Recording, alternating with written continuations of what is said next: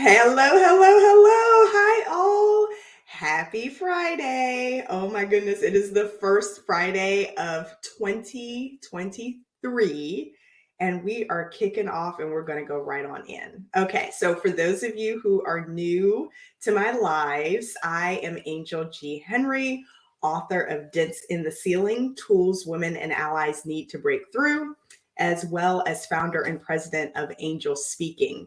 Now, Angel Speaking is a consortium of consultants and coaches and trainers, mostly from the Midwest. We've got some folks on the East Coast that are passionate about inclusion in the workplace.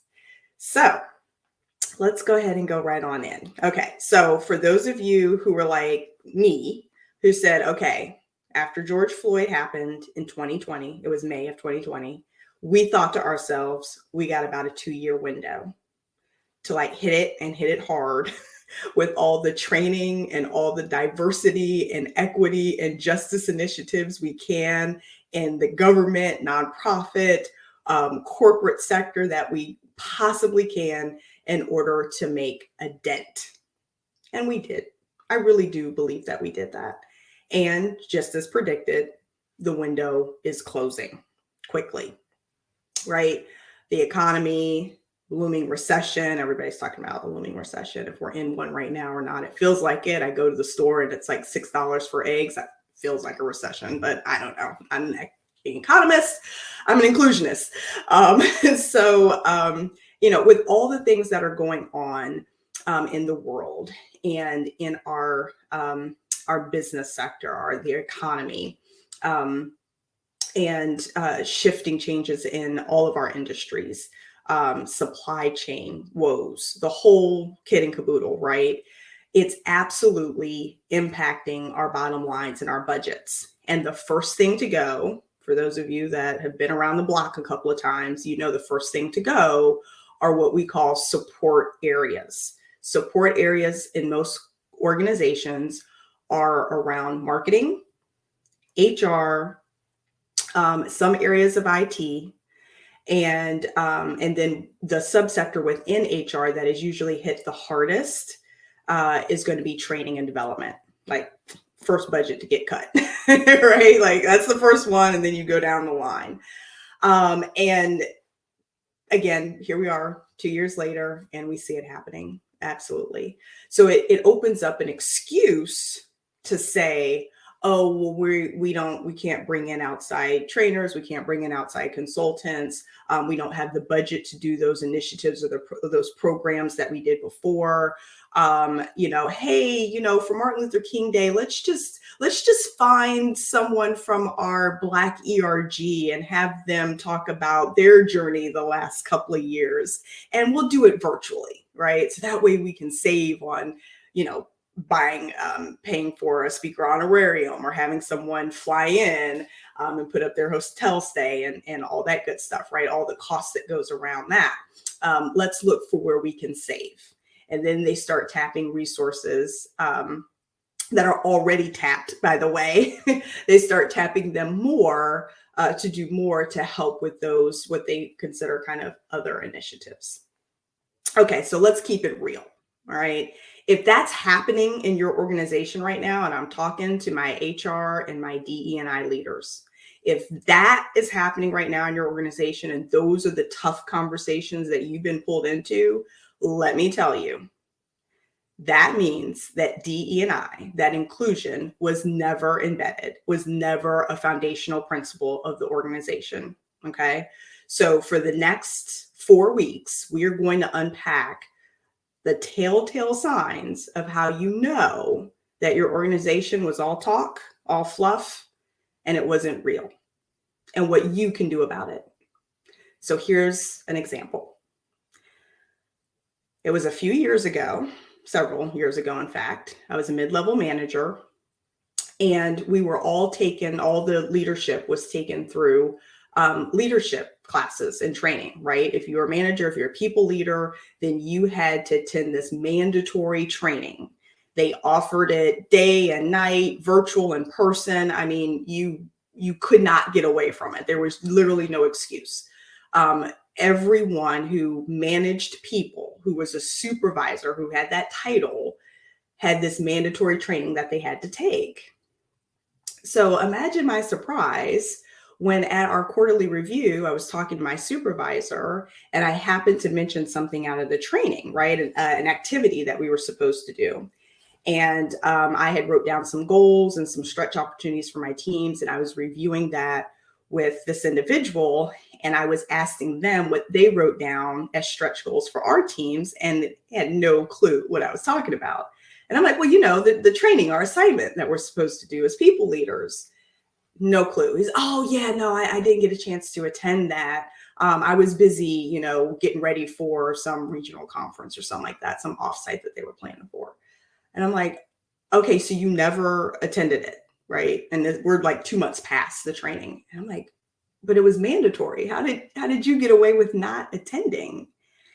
And then come to find out that there were several folks at that VP level, if you will, or above, that didn't attend. But you best better believe it was mandated for all of us mid-level managers and below, mid-level directors and below. And I mean, to the point where they had reports about it, right? So I'm sure my name was on a report somewhere for my director, and my director's name was on a report somewhere for their senior director. But it kind of stopped there. And I thought that was so interesting that VPs and the presidents, they didn't have a list. They weren't held accountable for the training that they had essentially sanctioned and implemented and paid for. I thought that was so odd. So right there, HR leaders, DE&I officers, my first thing to you, what I want to offer is if you are instituting any type of training or any type of change management initiative, ensure that one, there is space and that there's time and that there's attention placed on everyone from the C-suite and down that is impacted, that they are actively attending. And then two, you all are going to have to be the voice to challenge the status quo and say, well, what are the consequences if someone does not attend? What are the consequences if someone doesn't get on board with this change that we as an organization are mandating? That's a tough question, because at the end of the day, it might mean that some of those leaders, some of those individual contributors that you glorify, that are so integral to the organization, if they don't get with the program, if they're not on the same page, guess what? There needs to be consequences for that. Another example, one that's what I consider a little positive, others may not, but I think it's kind of funny. So I was having a conversation last year with a friend of mine in my inner circle who is in the DE&I program office at her organization.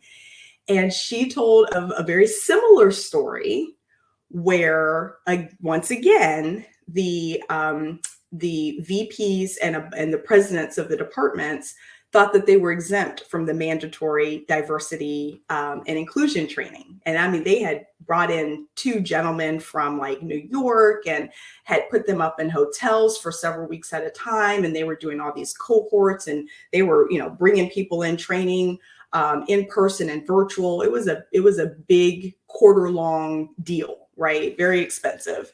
And it was quite an investment in the entire organization to really try to embed inclusion processes and principles and thinking into everything that they did from top to bottom. That was their goal. But it was interesting. The VPs and presidents did not attend. And so it was the CEO, when they asked for metrics, and he's reviewing it, and he's going over who attended, who didn't, what were some of the change initiatives that came out of this. It was quite embarrassing for my friend to have to inform the CEO that, well, actually, your team, your direct reports are the ones that didn't show up and have done nothing in this space, right? I mean, I can only imagine the hot seat that that put her in terms of how's the CEO going to respond to this information. Well, he responded in a way that was quite unexpected, but he held his team accountable. How? He hit them where it hurt. He hit their pockets. So what he did was he had those two gentlemen from New York fly back in and hold a special training for those folks. And the cost of all of that came out of their bonus checks. Now, I'm sure there was some pushback, but the CEO said one sentence and that kind of shut it down. And that was, what part of mandatory didn't you understand? There you have it. So I'm not naive. I recognize that that is hard to do if you are sitting in a position of power without the authority. Okay. So I encourage you to get help.